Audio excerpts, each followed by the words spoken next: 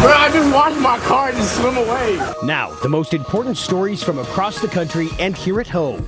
A focus on your family's safety. This is an eye-popping level of caffeine for a young kid's body. Helping you live a healthier life. I understand most people are somewhat fearful, but I think the fear is misguided. Plus, stories of hope, inspiration, and resilience. It's an absolute dream. I can't believe it, that's true. I'm Tom Hansen. Your news starts now.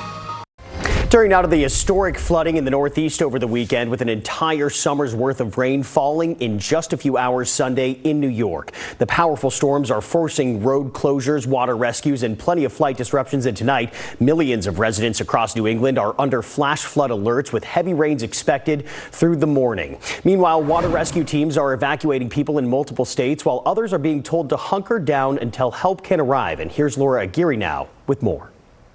This is the new normal. New York State back in the epicenter of extreme weather, just days after savage July 4th storms. The governor there mobilizing resources and declaring a state of emergency in Orange County, where one woman died after being swept away by fast-moving floodwaters. In West Point, New York, many roads have turned into rivers, with rainfall levels there being called once in a millennium. Forecasters predict up to 2 inches per hour could fall in some areas through Monday. This is devastating. This used to be a stream, and now it's a rolling river. Many residents in New Hampshire and Vermont can only watch helplessly as rushing water ravages property. It's not just the initial damage, it's the wave, the second wave, and the third wave.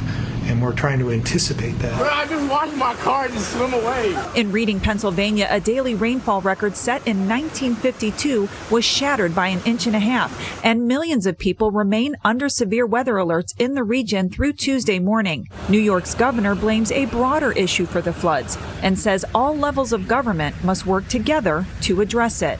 How we can stand up and using every bit of our power, mobilizing to fight the ravages of climate change, because again, these are unprecedented weather events that keep hitting us over and over and over again. I'm Laura Aguirre for Now News.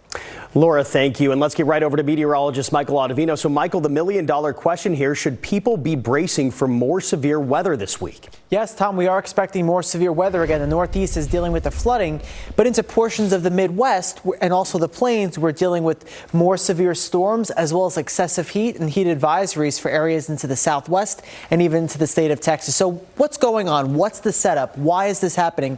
We have high pressure across the Southwest, and again, over the jet stream, we will see small disturbances kind of right along them. We call those short waves, those right along the jet stream, and that will allow for those strong to severe storms to develop. So into tonight, we have, again, 2 little short waves or 2 disturbances that will bring that severe weather into areas such as Kansas, Oklahoma, North Texas into the Panhandle, as well as Nebraska, all the way into portions of Minnesota, into portions of, again, near Chicago. So those severe storms possible for tonight, expecting to see damaging winds as well as hail being the 2 main threats.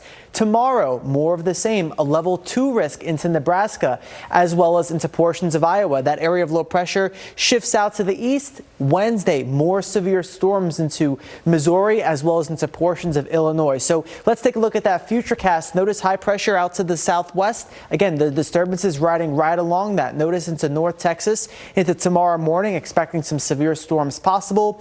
Looking ahead to the second half of Tuesday, those storms moving across the Midwest, and then we'll get another round of that as we look ahead into early Wednesday. So, Tom, flooding in the Northeast, severe storms into the Midwest. Yeah, busy week for severe weather. Michael, we know you'll stay on top of it. Thank you. Moving to that violent prison attack involving disgraced USA gymnastics doctor Larry Nassar. He was stabbed 10 times at a federal prison in Florida. Officials say Nassar suffered a collapsed lung after being stabbed in the neck, back, and chest. He's listed as stable. Nassar was sentenced to serve up to 175 years for sexually assaulting gymnasts, including Olympic medalists.